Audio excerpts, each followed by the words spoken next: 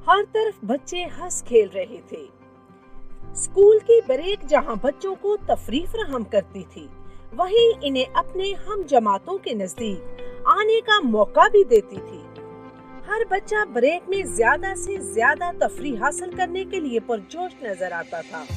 Nursery जमात का तालिब इल्म हो या फिर 10वीं क्लास का, हर कोई एक ही बात कर रहा था। वो एक दूसरे को हंस हंस कर अपनी खास तैयारियों के बारे में बता रहे थे। ये तैयारियां वो अपने लिए नहीं बल्कि अपने वतन के लिए कर रहे थे। ये तैयारियां 14 अगस्त के लिए थी। हर बच्चे को इस बात की फिक्र थी कि कहीं वो जश्न आजादी मनाने में अपने साथी से पीछे न रह जाए। वो एक दूसरे को बता रहे थे कि मैंने इतनी झंडियां खरीद रखी हैं और इतना बड़ा झंडा भी लाकर घर में रख लिया है ताकि 13 अगस्त की रात को वो अपने घर की छत पर लहरा सके।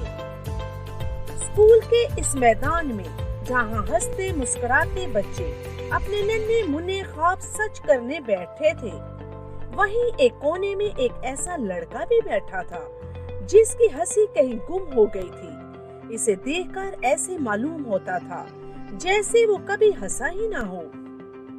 इस लड़के का नाम अली था, जो कि 8वीं क्लास का सबसे ज़हीन और मेहनती होने के साथ साथ वो एक बाअखलाक लड़का भी था। अगर एक ही इंसान में बहुत सी खूबियां हों तो वो इन पर गरूर करने लगता है, मगर इस लड़के में ऐसा कुछ भी न था। आज ये पहला दिन नहीं था जब वो सबसे हटकर एक कोने में चुपचाप बैठा था, बल्कि वो हमेशा ही से ऐसा था। लेकिन आज इसका चेहरा और इसकी आंखें बता रही थी कि वो बहुत गमगीन है। इंसान अपने गम और खुशियाँ अपने दोस्तों के साथ बांट सकता है, मगर अली का पूरे स्कूल में कोई दोस्त नहीं था। लड़के इसको अपना दोस्त बनाना चाहते थे, मगर वो ऐसा नहीं करना चाहता था। इसके हर वक्त उदास रहने की एक वजह ये भी थी कि वो यतीम था और सवाए एक माँ के दुनिया में इसका और कोई न था। ब्रेक खत्म होने के बाद वो भी दूसरे तालिब इल्मों की तरह अपनी क्लास में चला गया और अपनी किताबें खोलकर पढ़ने लगा। लेकिन आज इसके दिमाग में सबक नहीं बल्कि कुछ और ही था जिसने इसको गमगीन कर रखा था। छुट्टी के बाद जब वो अपने घर गया तो हस्बे मामूल इसकी माँ सिलाई मशीन के सामने बैठी थी। इसने अपनी माँ को सलाम किया और अपने कमरे में चला गया। माँ अपने बेटे का ये रवैया देखकर हैरान हुई, क्योंकि वो तो आते ही खाना मांगता था और फिर अपनी माँ के पास बैठकर पढ़ाई करता था। लेकिन आज इसने ऐसा न किया तो इसकी माँ कमरे में आ गई और वो अपने बिस्तर पर बैठा किसी सोच में गुम था। इसे ये भी पता न चला कि इसकी माँ इसके सामने खड़ी इसकी तरफ देख रही है। अली की माँ ने उससे कहा, अली बेटे क्या हुआ? तुम्हारी तबीयत तो ठीक है, खुदा न खासा कहीं तुम्हें बुखार तो नहीं हो गया? नहीं माँ, मैं बिल्कुल ठीक हूँ। ये सुनकर इसकी माँ अपनी तसल्ली के लिए इसके जिस्म को देखने लगी और फिर मुतमिन होने के बाद कहने लगी, चलो बेटे, सबसे पहले मुंह हाथ धोकर खाना खा लो, फिर मुझे कपड़े देने भी जाना है। नहीं माँ, मुझे भूख नहीं है, अली ने कहा। और इसकी माँ परेशानी से इसे देखते हुए बोली, बेटे क्या बात है, आज तुम मुझे बहुत उदास दिखाई दे रहे हो। क्या किसी ने कोई बात की है? क्या स्कूल के किसी उस्ताद ने मारा है या किसी दोस्त ने तुम्हें फिर तुम्हारी गरीबी का ताना दिया है? अपनी माँ को परेशान होता देखकर अली अपने चेहरे पर मसनूई सी मुस्कुराहट लाते हुए कहने लगा, नहीं माँ, ऐसी कोई बात नहीं, बल्कि आज तो मेरे हफ्तावार टेस्ट में सबसे अच्छे नंबर आए हैं और तमाम टीचर्स के अलावा प्रिंसिपल ने भी मुझे शाबाश दी है। बस आज बहुत ज्यादा पढ़ाई करने की वजह से मुझे थकन महसूस हो रही है और रात को भी देर तक जागने की वजह से नींद पूरी नहीं हुई, इसलिए मैं सोना चाहता था। लेकिन अगर आप जिद करती हैं तो मैं पहले खाना खा लेता हूँ। अपने बेटे के मुंह से ये जवाब सुनकर इसकी माँ मुतमईन हो गई और फिर प्यार से इसके सर पर हाथ फेरते हुए कमरे से बाहर आ गई। आज 13 अगस्त थी और स्कूल का हर बच्चा बहुत खुश था। वो चाहते थे कि किसी तरह जल्द से जल्द रात हो जाए ताकि वो अपने घरों की छतों पर सबज हलाली झंडियां और झंडा लहराकर दुनिया वालों को ये बता सकें कि पाकिस्तानी जवानों और बूढ़ों के साथ साथ बच्चे भी आजादी की अहमियत को जानते हैं और इतनी ही मोहब्बत करते हैं। अली, जो पिछले कई दिनों से बहुत उदास रहने लगा था, आज तो ऐसे लगता था जैसे इसके जिस्म में जान ही ना हो। वो जब भी अपने हम जमातों को 14 अगस्त के हवाले से तैयारियां करते सुनता तो इसकी आंखों में एक अजीब सी चमक पैदा हो जाती, लेकिन फिर इसका दिल, चेहरा और आंखें किसी दर्दनाक ख्याल की वजह से तारीकी में डूब जाती। वो आज भी ब्रेक के वक्त एक कोने में बैठा था। आज इसकी आंखों में छोटे छोटे मोतियों की तरह आंसू भी थे। वो अपनी कीमती आंसुओं को दूसरों से छुपा छुपा कर बहा रहा था कि अचानक वहाँ से इसके एक हम जमात का गुजर हुआ। अली तो इसको ना देख सका क्योंकि इसकी नजरें एक ख्वाब देख रही थी, लेकिन इसका हम जमात अमार इसको आंसू बहाते हुए देख चुका था। वो अली के पास बैठ गया और इसको मुखातब करते हुए कहने लगा, क्या मैं जान सकता हूँ कि आपके ये आंसू जश्न आजादी की खुशी में है या गम में? अली ने अमार को एक नजर देखा और फिर अपना चेहरा दूसरी तरफ करके अपने आंसू पोंछने लगा।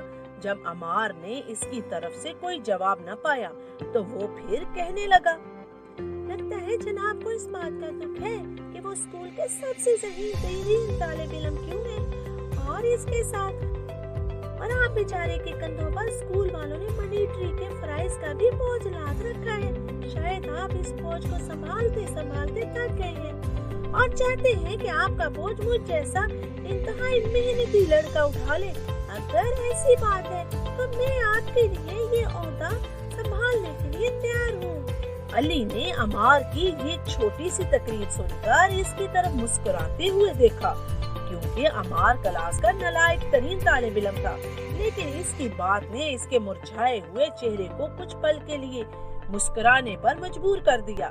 इसने फिर भी कोई जवाब न दिया तो अमार फिर इससे कहने लगा, शायद आप सोच रहे हैं कि मैं इस ओहदे के लिए पहले क्यों ना नामजद किया गया। तो इसका बड़ा मुख्तसर सा जवाब है जनाब कि अब मैं पढ़ाई करता या ऐसे ओहदे संभालता। तुम तो जानते ही हो कि मैं पढ़ाई में किस कदर तेज हूँ और मेरी पढ़ाई तो मुझसे भी ज्यादा तेज है, इसीलिए तो वो मुझे पीछे छोड़ गई है।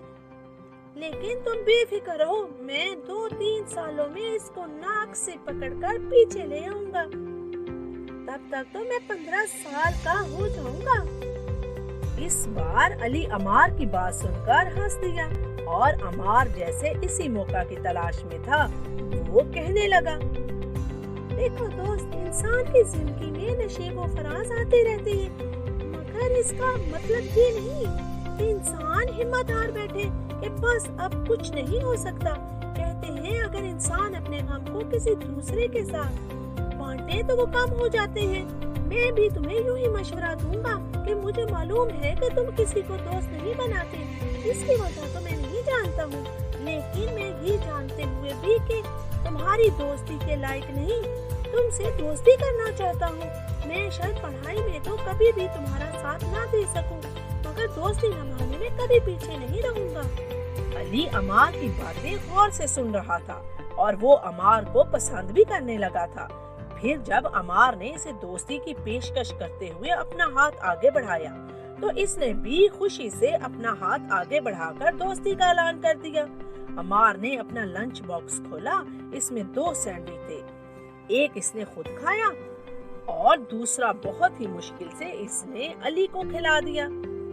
अब अली का चेहरा पहले की निस्बत ज्यादा रौनक था।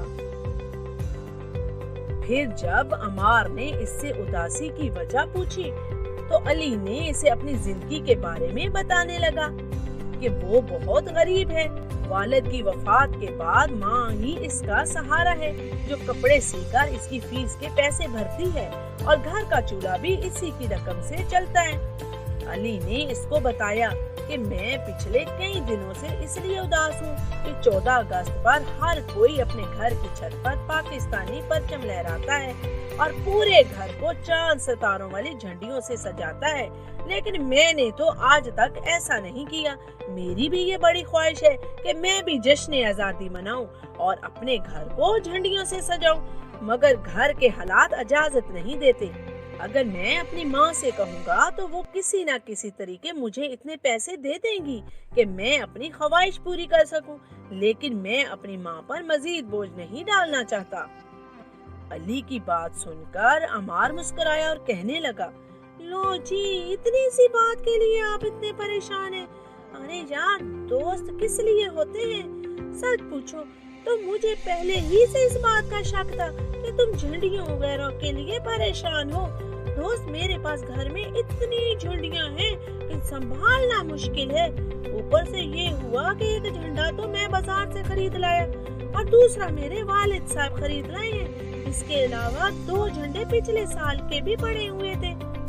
یہ ہمیں بعد میں معلوم ہوا۔ پھر جب ہم اپنے یہ جھنڈے واپس کرنے گئے تو اس شخص نے لینے سے انکار کر دیا۔ خیر، ہمارے پاس تو وہ اضافی ہیں اور ہماری چھت پر تو اتنے زیادہ جھنڈوں کے لیے جگہ بھی نہیں ہے، اور اگر ہم انہیں لہرانے کی بجائے گھر کی الماری میں پڑا رہنے دیں گے تو یہ جشن آزادی اور وطن کے ساتھ بہت بڑی زیادتی ہوگی۔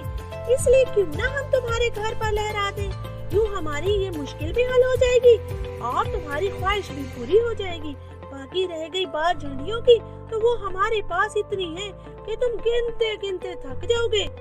عمار کی بات سن کر علی کہنے لگا، لیکن میں وہ تم سے کیسے لے سکتا ہوں؟ عمار علی کی بات کاٹتے ہوئے بولا، یار یہ کیسی بات کر رہے ہو؟ میں نے کہا نا کہ یہ اضافی ہے، اور ویسے بھی دوستی میں لین دین تو چلتا ہی رہتا ہے۔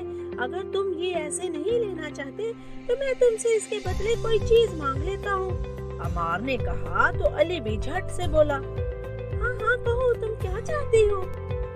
عمار نے مسکراتے ہوئے جواب دیا، عمر بھر دوست رہنے کا وعدہ۔ اس کے بعد وہ دونوں گلے ملے۔ عمار نے شام کو جھنڈیاں اور جھنڈا لانے کا وعدہ کیا۔ پھر وہ اپنے وعدے کے مطابق ایک بڑا سا جھنڈا اور خوبصورت جھنڈیاں وغیرہ لے کر علی کے گھر پہنچ گیا۔ وہ جانتا تھا کہ علی اکیلا ہے، اس لیے وہ اپنے گھر کو پوری طرح سے نہیں سجا سکے گا۔ چنانچہ وہ اپنے والد سے اجازت لے کر 13 اگست کی رات علی کے گھر ہی رہا اور پوری رات اس کے گھر کو سجاتا رہا۔ اگلی صبح علی کے گھر کو اس قدر خوبصورتی کے ساتھ سجا دیکھ کر اس کے محلے کا ہر فرد حیران ہو رہا تھا۔ علی کی حالت تو ایسے تھی جیسے اس کی تمام خواہشات پوری ہو گئی ہوں۔ اس کی ماں بھی اپنے بیٹے اور اس کے ایک اچھے دوست کو دیکھ کر بہت خوش تھی۔